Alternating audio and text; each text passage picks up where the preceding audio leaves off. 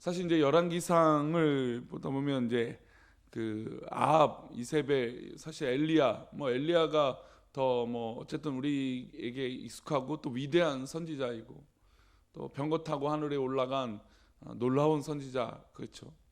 근데 그런 선지자임에도 불구하고 그 이름과 함께 이 아합과 이세벨이라고 하는 이름이 꽤 많은 부분에서 등장하는 것을 볼 수 있습니다.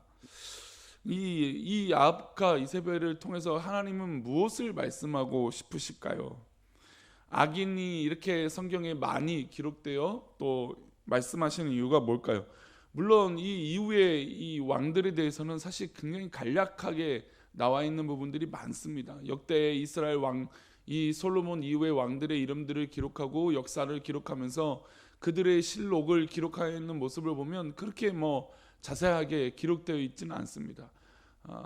여로보암이 길을 가든지 아니면 여로보암 길을 가지 않든지 아니면 하나님 앞에 있든지 하나님의 앞에 있지 않든지 어떤 이런 모습들이 강조되어 이 본문들이 반복되는 것 같지만 이 아합은 특별히 이 모습들이 굉장히 자세하게 또 그 행적들이 나와 있는 것을 볼 수 있습니다. 왜 이렇게 행적과 모습들이 나타나 있을까요? 물론 이 악한 모습을 하나님은 예표로 보여줘서 이렇게 악하게 살면 안 된다라고 하는 것을 보여주시기도 하는 것입니다. 그런 의미도 있겠지만 또한 저는 오늘 말씀 나누고 싶은 의미 중에 하나는 이 아합이 했던 이런 모습들은 하나님의 이름을 망령되이 일컬었다라는 거죠. 망령되이. 그러니까 뭐 악한 것과 동일하다고 할 수 있지만 그러나 이 아합이 또 이세벨이 하나님의 이름을 망령되이 일컬었던 그런 악한 모습이 있었기에 이 행적과 이 아합의 모습들 또 이세벨의 이 말로를 이 결론을 하나님께서 좀 길게 우리들에게 본이 되도록 그래서 이런 죄악 또 하나님 앞에 범죄하거나 또 하나님 앞에 망령되이 일컫는 그런 모습이 있어서는 안 되는 것입니다. 오늘 우리가 읽은 본문에 보면 하나님의 이름을 망령되이 이르는 부부가 등장하는데 그게 바로 아합과 이세벨입니다. 아합이 나봇이라고 하는 사람의 포도원이 탐이 났어요. 왜냐하면 이 나봇이라고 하는 포도원이 굉장히 좋아 보였기 때문이고 또 핑계는 나의 집 이 궁전에서 가장 가깝게 있었기 때문이에요. 그래서 자신의 왕궁 곁에서 포도원을 하고 있는 나봇의 포도원을 너무 가지고 싶었던 것입니다.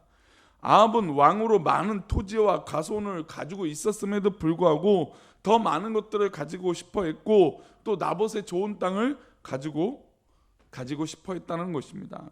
그래서 나름 나봇에게 합리적인 제안을 하는 것입니다. 우리 2절 말씀이 그 제안인데요. 우리 다시 한번 읽어보겠습니다. 아합이 나봇에게 말하여 이르되 내 포도원이 내 왕궁 곁에 가까이 있으니 내게 주어 채소밭을 삼게 하나 내가 그 대신에 그보다 더 아름다운 포도원을 내게 줄 것이요 만일 내가 좋게 여기면 그 값을 돈으로 내게 주리라. 내 포도원이 내 왕궁 곁에 가까이 있으니까 내게 주어라. 그러면 내가 채소로 심게 하겠다. 채소를 심을지 사실은 무엇을 심을지 알 수도 없지만 그냥 밭을 달라는 것입니다. 그래서 그 대신에 그보다 더 아름다운 포도원을 주겠다 아니면 돈으로 주겠다. 이게 나름 합리적인 것입니다. 땅과 땅을 맞바꾸자 하는 것이고 원치 않으면 돈으로 주겠다라는 것입니다. 우리가 생각할 때는 합리적인 제안이고 왕이 원하는 것이기 때문에 대가 없이 빼앗는 것이 아니라 대토를 하든지 돈을 주든지 제안했던 것이죠. 하지만 왕의 제안을 받은 나봇은 이 문제를 다르게 생각합니다. 우리 3절 말씀인데 나봇이 어떤 생각을 갖고 있는지 보겠습니다. 3절입니다. 나봇이 아합에게 말하되 내 조상의 유산을 왕에게 주기를 여호와께서 금하실지로다 하니 나봇이 아합에게 내 조상의 유산이라고 말하고 있습니다. 왜 그러냐면 이 말씀 이 나봇이 왜 이렇게 단호하게 왕의 제안을 거절했냐면 그것은 레위기 25장의 율법 때문에 말씀 때문이죠. 토지는 누구한테 속해 있습니까? 여호와께 속해 있습니다. 그러니 여호와께 속해 있는 이 토지를 함부로 팔지 말라는 하나님의 율법이라는 것입니다. 사실 우리 이 꿈꾸는 교회 이 재개발로 인하여 다수의 어떤 그런 이 원함에 있는 또 당연히 이 지도가 이 지역이 훨씬 더 좋아지는 건 맞겠죠.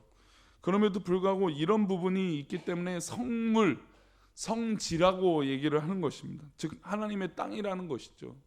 그러니 세상의 기준으로 보상을 해준다라는 게 이거는 사실은 굉장히 많은 부분에서 성경적이지 않는 부분들이 있다는 것입니다.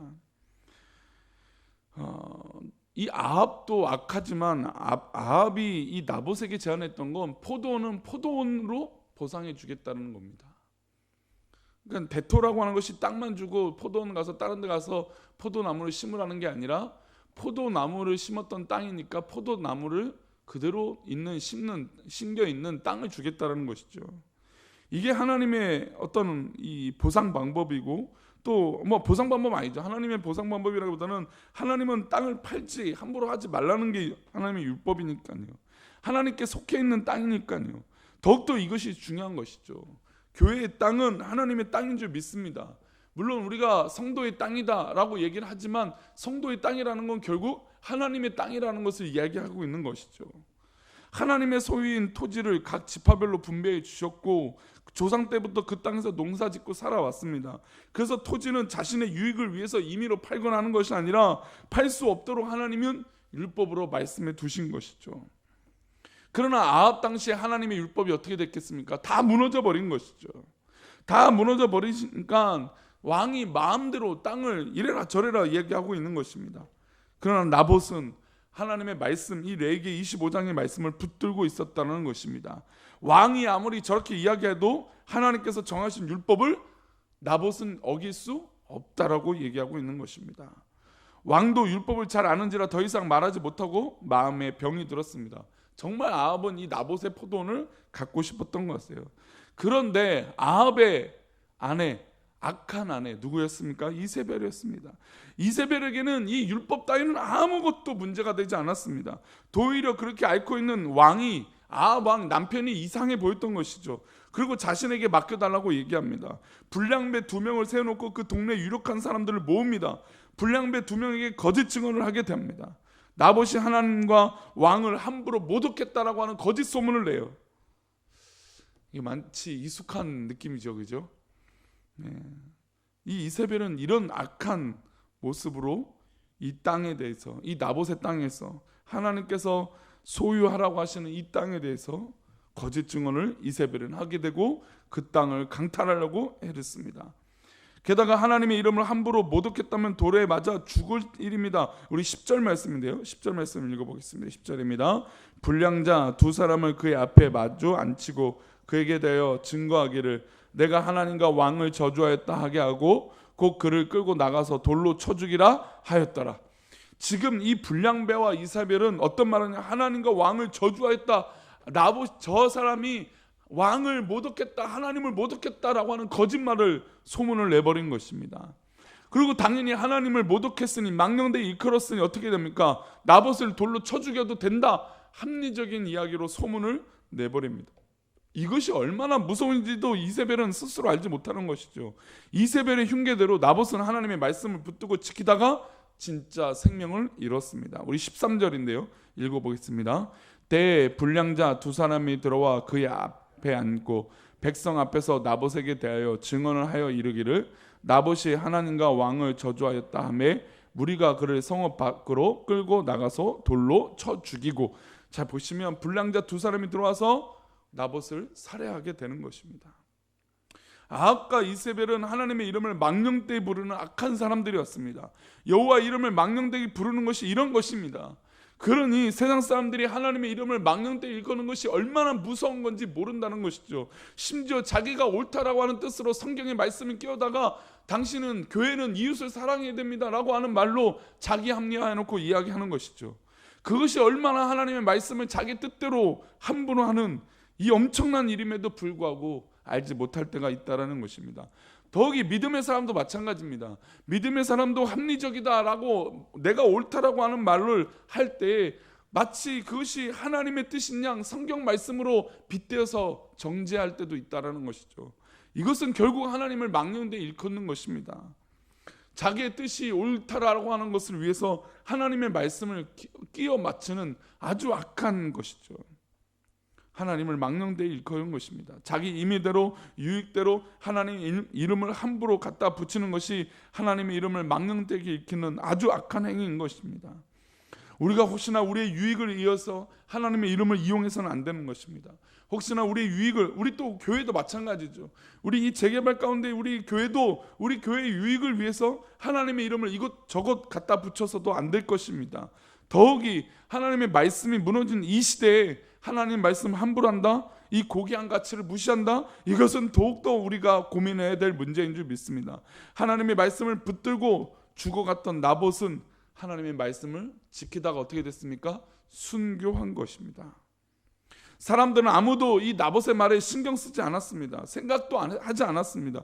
그럼에도 불구하고 이 악한 시대에, 그리고 이 하나님의 말씀이 완전 종이 쪼가락보다 못한 그 시대에 살았던 이 나봇이지만, 그 나봇이야말로 하나님의 영광된 삶으로 살아간 그런 멋진 삶이 나봇이었다는 것입니다.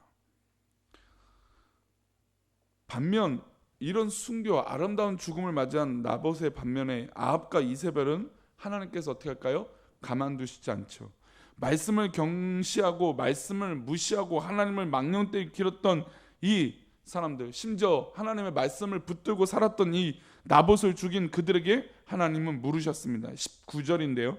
우리 19절 말씀 읽어보겠습니다. 시작. 너는 그에게 말하여 이르기를 여호와의 말씀이 내가 죽이고 또 빼앗았느냐 하셨다 하고, 또 그에게 이르기를 여호와의 말씀이 개들이 나봇의 피를 핥은 곳에서 개들이 내 피 곧 내 몸의 피도 핥으리라 하였다 하라. 지금 하나님은 누구의 피를 기억하고 계십니까? 나봇의 피, 이 나봇의 순교의 피를 기억하고 계셔서 그 피가 흘린 곳에 이 아합과 이세벨을 가만두지 않겠다라고 너희들도 동일하게 죽겠다라고 말씀하고 계십니다. 게다가 이세벨에게 특별하게 하나님은 이렇게 말씀하십니다. 23절인데요. 읽어보겠습니다. 시작. 이세벨에게도 대하여도 여호와께서 말씀하여 이르시되 개들이 이스라엘 성읍 곁에서 이세벨을 먹었지라. 아주 엄청난 저주와 어떻게 심판인 것이죠. 아합과 이세벨, 결국 하나님의 말씀을 망령되이 일컬고 또 하나님의 사람 말씀을 지켰던 나봇을 이렇게 했고, 또 수많은 믿음의 선지자들을 죽였던 이 아합과 이세벨의 말로는 하나님의 이름을 망령되이 일컬기 때문에 그 말씀대로, 하나님의 명령대로, 하나님의 심판대로 이렇게 나중에 죽게 되는 것입니다.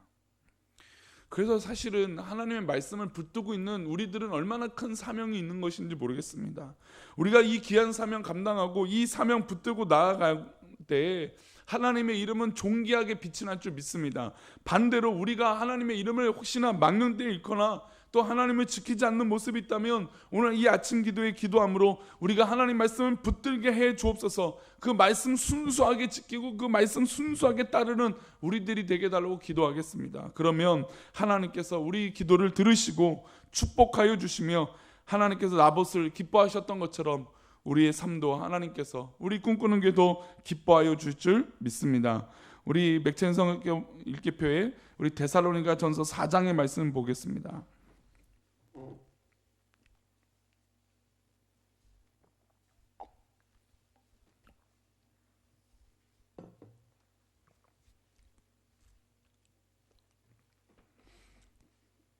데살로니가 전서 4장 5절인데요.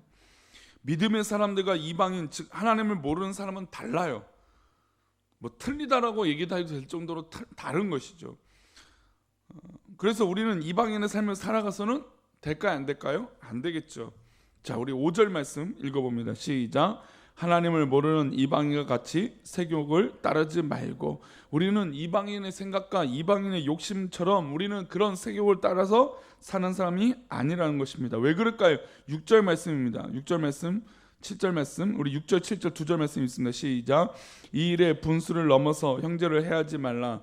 이는 우리가 너에게 미리 말하고 증언한 것 같이 이 모든 일이 주께서 신원하여 주심이라. 하나님이 우리를 부르심은 부정하게 하심이 아니요 어떻게 한다고요? 거룩해 하신다는 거. 거룩해. 또 우리 8절 마지막으로 읽어봅니다. 시작. 그러므로 저버리는 자는 사람을 저버림이 아니요 너에게 그의 성령을 주신 하나님을, 그렇습니다. 우리에게 주신 하나님의 말씀, 하나님의 은혜, 그 말씀을 붙들고 살아가는 것이 우리가 거룩하게 되어지는 놀라운 축복이라는 것이죠. 반대로 이것을 저버리면 우리가 그냥 하나님의 말씀을 저버린다? 물론 단순하게 이 성경의 말씀, 이 기록한 이 문서, 뭐 글자를 저버린다 이러는 하는 측면이 아니라 우리에게 주신 성령을 거스르고 저버린다는 뜻입니다. 그러니 믿음의 사람들은 이 사명이 있는 것이에요. 하나님 앞에 하나님의 백성이 되었다라고 하나님의 사람들은 사명이 있는 것이죠. 왜 그럴까요? 하나님 말씀을 저버리지 않고 하나님 앞에 그 성령의 뜻에 따라 살아가는 이 나봇과 같은 삶이 우리 가운데 있어져야 된다는 것이죠. 악한 존재들은 하나님의 이름을 망령되이 일컫고 거짓으로 하나님의 이름을 말하지만 우리는 하나님의 말씀을 붙들고 끝까지 매달려 하나님 말씀대로 살아가는 백성들인 줄 믿습니다. 그러면 하나님께서 우리를 신원하여 주시고 거룩하게 해주시고 성령을 주셔서 그 성령으로 살아가게 해줄 줄 믿습니다. 사랑하는 성도님들, 하루를 살아갈 때 얼마나 무거운 짐들이 우리 어깨 위에 눌리고 있습니까? 얼마나 다양한 일들이 우리 어깨를 짓누르고 있습니까? 그러나 그때 이 짓 눌림을 받는다고 해서 그래서 우리가 똑같이 인간의 방법으로 하는 것이 아니라 우리는 하나님 말씀 붙들고 하나님 방법대로 살아가는 우리 귀한 사랑하는 아침 기도의 성도님 되시기를 축복합니다. 오늘 하루가 그렇게 복이 되기를 축복합니다. 기도하겠습니다.